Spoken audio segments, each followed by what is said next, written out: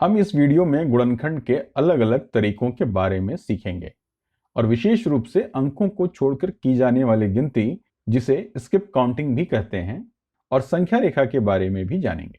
यदि हम यह निकालना चाहते हैं कि 4 गुणा 2 का मतलब क्या होता है, पहले जिसे हम दूसरे वीडियो में देख भी चुके हैं, तो आप यहाँ 2 के 4 समूहों को देख रहे हैं।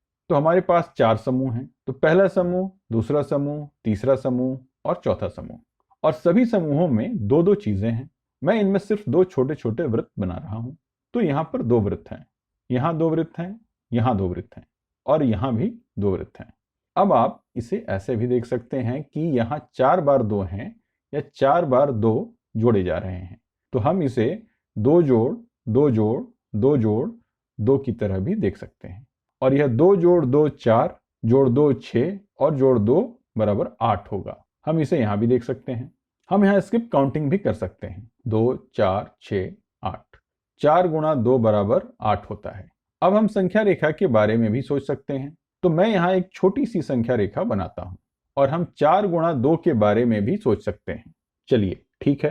तो यह 2 गुणा 1 है, 2 गुणा 2, 2 गुणा 3 और 2 गुणा 4।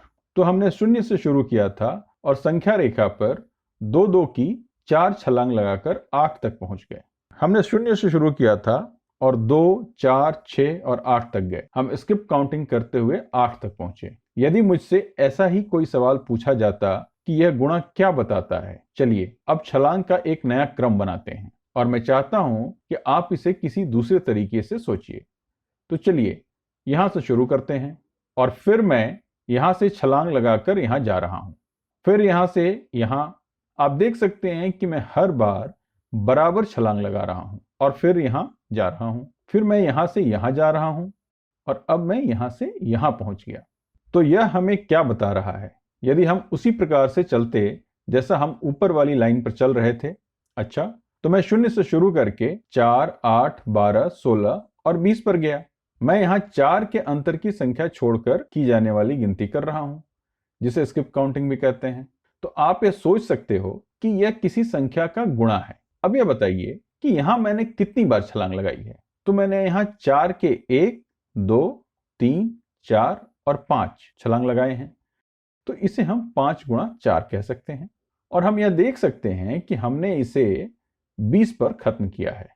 हम इसे 5 बार 4 या 4 जोड़ 4 जोड़ 4 जोड़ 4 जोड़ 4 भी समझ सकते हैं। और आप इसे यहां देख रहे हैं।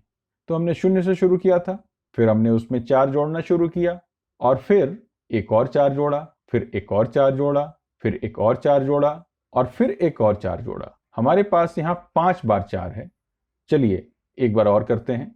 तो मैं यहां एक और संख्या रेखा बना रहा हूं और अब आप सोचिए कि इसका मतलब क्या होगा कि 7 गुणा 3 को कैसे दिखाएंगे। अच्छा, तो हम यहां 3 की 7 बार छलांग लगा सकते हैं। शून्य से शुरू करके 7 बराबर छलांग। तो 1 2 3 4 5 6 और 7 और हम 21 तक पहुंच गए। तो यह 21 के बराबर है। आप यह भी देख सकते हैं कि हमने 7 बार 3 को लिया है और उन्हें जोड़ दिया है। और आप इसे स्किप काउंटिंग यानी अंकों को छोड़कर की जाने वाली गिनती की तरह भी समझ सकते हैं। शून्य से हम 3 6 9 12 15 18 और 21 तक पहुंचे। मुझे लग रहा है कि हम इसे दूसरे तरीके से भी देख सकते हैं।